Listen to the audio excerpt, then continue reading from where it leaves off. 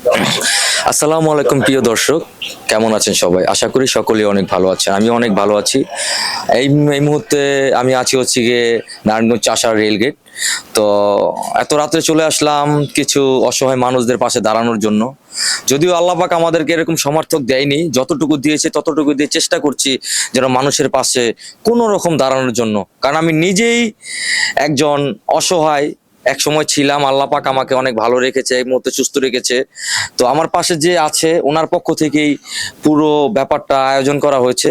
ওনার নাম হচ্ছে কি সেলিম ভাই, সেলিম ব্লগের পক্ষ থেকেই এই আয়োজনটা। তো আমি সহকারী হিসাবে তার সাথে আছি।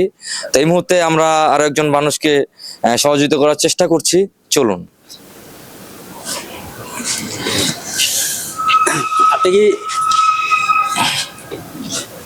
খেলায় কি চাই? আসসালামু আলাইকুম কাকা, হ্যাঁ, কেমন আছেন? ভালো। ঘুমাচ্ছেন?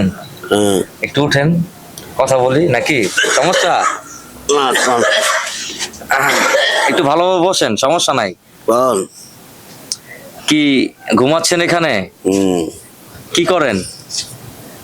কি করি বাবা, কাম কাজ করি না। খাওয়া দাওয়া করছেন? কাম করতে করে মানুষ। আচ্ছা, যাই হোক, খাবেন করতে, গরিব মানুষ। প্রত্যেকটা মানুষের জন্য আল্লাহ পাক তার রিজিক যে কোনো এক জায়গায় রাখে, তাই না? এখন যদি আপনার রিজিক আল্লাহ পাকের তরফ থেকে এবং আরো একজন ভাইয়ের উসিলায় যদি আপনার কাছে আসে, খাবেন? খামো না। আচ্ছা ঠিক আছে, তো একটা খাবার দেন তো।